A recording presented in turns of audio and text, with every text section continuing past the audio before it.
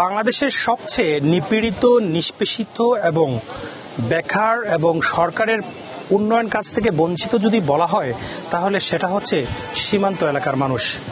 বাংলাদেশ ভারত সীমান্তের দৈর্ঘ্য প্রায় 4000 কিলোমিটারের উপরে, যেটি বিশ্বের পঞ্চম বৃহত্তম সীমান্ত। আর এই সীমান্তের পাশে বসবাস করে কয়েক লাখ মানুষ। প্রতিটা সীমান্তে স্মাগলিংয়ের কাহিনী শোনা হয়।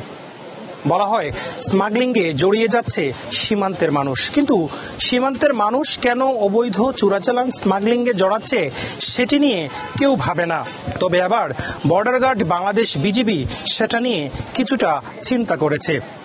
বিগত কয়েকদিন থেকে আমরা দেখতে পাচ্ছি যে সিলেটের 19 বিজিবি জকিগঞ্জ ব্যাটালিয়নের উদ্যোগে বিয়াবাইল সীমান্ত সহ জৈন্তাপুর, গোয়াইনঘাট সহ 48-এর আওতাধীন বিভিন্ন এলাকায় সীমান্ত এলাকার বেকার যারা যুবক রয়েছে তাদের মধ্যে বিভিন্ন ধরনের প্রশিক্ষণ কর্মসূচি চালু করা হয়েছে। এই যে এই মুহূর্তে আমি যেখানে আছি সেটি হচ্ছে সিলেটের জকিগঞ্জ উপজেলার কসকনকপুর ইউনিয়নের হাফিজ আহমেদ মজুমদার বিদ্যানিকেতন। এখানে বেশ কয়েকজন যুবককে নিয়ে আসা হয়েছে যাদেরকে আসলে এলইডি ভাল্ব যেটা ইউজ করা হয় আমাদের বিভিন্ন ঘরে বৈদ্যুতিক, সেটি কিভাবে তৈরি করতে হয় এটি বিজিবির জওয়ানরা শিখিয়ে দিচ্ছেন। এখানে যারা তরুণরা আসছে তাদের সাথে আমরা কথা বলেছিলাম। আসলে এই সীমান্ত এলাকাতে অনেক মানুষ বেকার রয়েছে, নিপীড়িত রয়েছে, নিষ্পেষিত রয়েছে। কিভাবে প্রতিদিন তারা খাবার জুটাবে সেটি নিয়ে তারা চিন্তা করে। তাদের স্বপ্ন এত বড় না, তাদের স্বপ্ন অট্টালিকায় থাকার না, তাদের একটাই স্বপ্ন হচ্ছে কিভাবে দুমুঠো খাবার পেটে দেয়া যায়। আজকের এই প্রশিক্ষণ কর্মসূচিতে অংশগ্রহণ করে তারা বলছেন যে এই কাজটি শিখে তারা তাদের জীবিকা নির্বাহ করতে পারবে। আমার শিখে ভালোই লাগতেছে। যদি আমার পরিবারের কখনো যদি বাল্ব নষ্ট হয় তাহলে আমি সেটা ঠিক করতে পারবো। তাছাড়া কি আমার যদি একটু পুঁজি থাকে তাহলে আমি একটা বাল্বের ফ্যাক্টরি তৈরি করতে পারবো, কিংবা বিভিন্ন ধরনের কোম্পানির সাথে যোগাযোগ করে আর কি নিজের দক্ষতা প্রমাণ করতে পারবো। স্যার, আমরা একটা বাল্ব তৈরি করতে পারবো। আস্তে আস্তে স্টেপ বাই স্টেপ আমরা ধীরে ধীরে আগানোর পরে ধরেন এগুলো আমরা একটা ফ্যাক্টরির মধ্যে করতে পারি। আর অনেক কিছু করা যায়, কাজ করলে এগুলা আমাদের উপকার হয়। যে বাল্বের একটি কারখানা তৈরি করতে পারবো, এটাই আমাদের ফায়দা হতো।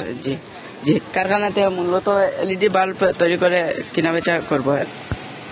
শুধু আলোর পথের এই প্রকল্প নয়, আজকে আমরা যেটা দেখেছি সিলেটের এই হাফিজ আহমেদ মজুমদার বিদ্যানিকেতন জকিগঞ্জে হাজারেরও উপরে নারী পুরুষকে চিকিৎসা সেবা দেওয়া হয়েছে। বিশেষজ্ঞ চিকিৎসকরা এসে এখানকার হাজারের উপরে পুরুষ মহিলারা আসছেন চিকিৎসা নিতে, তাদেরকে দেখে ঔষধ সামগ্রী সম্পূর্ণ ফ্রিতে দিয়েছেন। যারা চিকিৎসা নিতে এসেছেন তারা বলছেন এই এলাকায় কোনো হাসপাতাল নেই, বিজিবির পক্ষ থেকে এই চিকিৎসা সেবাটা পেয়ে তারা অনেক খুশি। পাইলাম, ওষুধ নিলাম, তা হতো খুশি। সমস্যা খুব বেদনা, হাঁটা ধরা, মেলোয়ার হাড্ডির দুঃখ পাইছি, ফড়িয়া রাজমিস্ত্রি ফড়ি গেছিলাম বিল্ডিং থেকে, ফড়িয়া বেশি সংখ্যা দুঃখ পাইলাম। খুশি হইলাম আজকে। আমরা অনেক খুশি আছি বিজিবি দেওয়ার কারণে, কারণ আমরা বিজিবি দিচ্ছেন ওরা আরো দেওয়ার জন্য আমরা অত্যন্ত খুশি আর কি। আমরা ফ্যাটের সময় ফ্যাট সফায়, মাথা ব্যথা, আরো অনেক অসুবিধা। এলাকার তো হাসপাতাল নাই, যার কারণে সমস্যা, এলার্জির সমস্যা আর খাওয়া একটু সমস্যা। তো ওষুধ পাইমু, তো আশা নিয়ে আইছে, চিকিৎসা পাইমু। ডাক্তার দেখাইছো? জি না, ও দেখাইমু। কিছুক্ষণ আগে অর্থাৎ আজকের এই যে সকল কার্যক্রম সেটি পরিদর্শন করেছেন 19 বিজিবির অধিনায়ক লেফটেন্যান্ট কর্নেল জুবায়ের আনোয়ার। তিনি বলছেন বর্ডার এলাকার মানুষ যাতে অপরাধ না করে চুরি, চোরাচালান, স্মাগলিং, মাদক, ইয়াবা পাচার থেকে বিরত থাকে এবং এই বিরত থাকতে যে যে পদক্ষেপ নেওয়া প্রয়োজন বিজিবি সেগুলোই নিচ্ছে।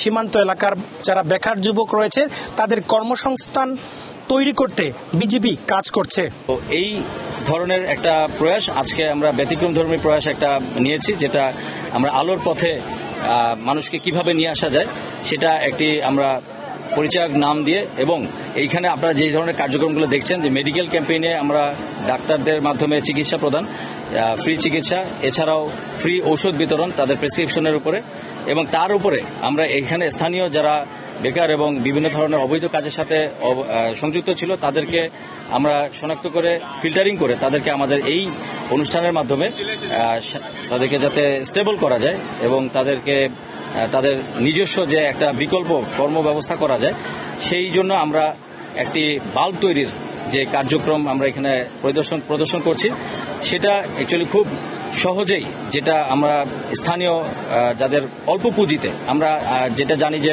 অনেক সময় এন্টারপ্রেনারশিপ বা উদ্যোক্তা তৈরির যে বিষয়টা থাকে, সেখানে আমরা একটা সহযোগিতার মাধ্যমে একটা উদ্যোগ গ্রহণ করেছি। যেই উদ্যোগটা খুব কঠিন না, সহজেই যে কেউ তাদের নিজস্ব অর্থায়নে, আমরা যদিও এখানে কিছু তাদেরকে সহযোগিতা করছি, এটা যখন কাজটা চালু হচ্ছে আজকে থেকে, এরপরে বেশ কিছুদিন তাদেরকে আমরা ট্রেনিং দেব এবং তারপরে যখন তারা স্বাবলম্বী হয়ে যাবে, তাদেরকে আমরা তাদের নিজস্ব ব্যবস্থাপনায় মার্কেটিং এবং অন্যান্য যে বিষয়গুলো আছে সেটা তাদের উপর আমরা ছেড়ে দিব।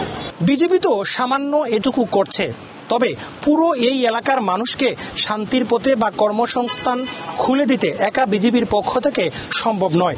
সেক্ষেত্রে প্রয়োজন সরকারের সহযোগিতা।